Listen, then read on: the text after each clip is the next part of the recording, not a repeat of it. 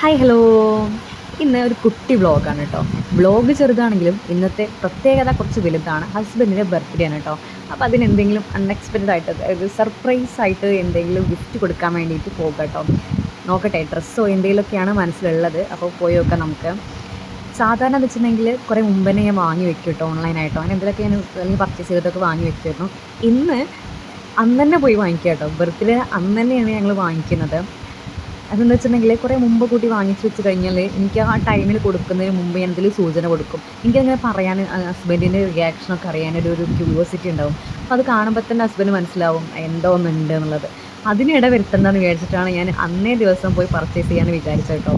ഏതായാലും കൊച്ചുറങ്ങിയായിരുന്നു. അപ്പോൾ കൊച്ചിനെ എടുത്തിട്ട് പോകാമെന്നുള്ള പ്ലാനായിരുന്നു കേട്ടോ. പക്ഷേ അപ്പം തന്നെ കൊച്ച് എഴുന്നേറ്റു. അങ്ങനെ ഞാനും അമ്മയും കൊച്ചും കൂടി പോകുകയാണ്. അവിടെ പോയി അവിടെ എത്തി. നല്ല മഴ ഉണ്ടായിരുന്നു ഇറങ്ങിയ സമയത്ത്. അതുവരെ വെയിലും കാര്യങ്ങളാണെങ്കിൽ അന്നേരം ഭയങ്കര മഴയായിരുന്നു കേട്ടോ. അങ്ങനെ അങ്ങോട്ട് പോയി. ഇവളിത് അച്ഛ പറഞ്ഞുകൊണ്ട് നിൽക്കുകയാണ്. ബിക്കോസ് നിങ്ങൾ അച്ഛനില്ലാതെ ഇങ്ങോട്ടും അങ്ങനെ പോകാറില്ല. അപ്പോൾ അവൾക്ക് അച്ഛനെ മിസ് ചെയ്തു. ഇങ്ങനെ അച്ഛ എന്നിങ്ങനെ പറഞ്ഞുകൊണ്ടിരിക്കുകയായിരുന്നു. അങ്ങനെ ഷർട്ടും മുണ്ടും കാര്യങ്ങളൊക്കെ എടുത്തു. പിന്നെ ബെഡ്ഷീറ്റ് എന്തോ ഓഫറിലുണ്ടായിരുന്നു, അപ്പോൾ അതും ജസ്റ്റ് വാങ്ങിച്ചു. പിന്നെ അത് ഇറങ്ങിയപ്പോൾ നല്ല മഴയായിരുന്നു കേട്ടോ. കുടയും ബാഗും കാര്യങ്ങളൊക്കെ ആയിട്ട് കുറച്ച് ബുദ്ധിമുട്ടി. ഏതായാലും അതൊക്കെ എടുത്ത് ഞങ്ങൾ പോകുന്നു. ഹസ്ബൻഡ് ഏതായാലും ഒട്ടും എക്സ്പെക്റ്റ് ചെയ്തിട്ടുണ്ടാവില്ല കേട്ടോ.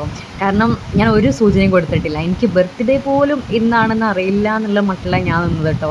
ഇന്ന് ഡേറ്റ് പോലും അറിയാത്ത രീതിക്കാണ് ഞാൻ അഭിനയിച്ചു നിന്നത്. അതിനെക്കുറിച്ചൊന്നും, ബർത്ത്ഡേനെ കുറിച്ചൊന്നും ഞാൻ പറഞ്ഞില്ല. ഗിഫ്റ്റോ അതോ അതിൻ്റെ ഡേനെ കുറിച്ചൊന്നും ഞാൻ സംസാരിച്ചില്ല കേട്ടോ.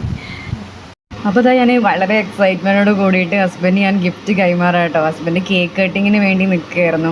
ആ ടൈമിലാണ് ഞാൻ ഡ്രസ്സും കൊണ്ട് പോകുന്നത്. പഴയ ഡ്രസ്സ് എടുത്തിടാൻ നിൽക്കുകയായിരുന്നു. അപ്പോൾ ഒരു പുതിയ ഡ്രസ്സും കൊണ്ട് ഹസ്ബൻഡ് കൊടുത്ത് ഇതിട്ടിട്ട് കേക്ക് കട്ട് ചെയ്യാൻ പോകാമെന്ന് പറഞ്ഞു കേട്ടോ. ഹസ്ബൻഡ് എക്സ്പെക്റ്റേ ചെയ്തില്ല കേട്ടോ. ഒരു ഊഹം കിട്ടിയിട്ടുണ്ടായിരുന്നില്ല. പിന്നെ മുത്തച്ഛൻ്റെ വക ഒരു കേക്ക് കാര്യങ്ങളുണ്ടായിരുന്നു. അപ്പോൾ കേക്ക് കട്ടിങ് ഒക്കെ ചെയ്ത് ഞങ്ങൾ അടിച്ച് പൊളിച്ചു കേട്ടോ.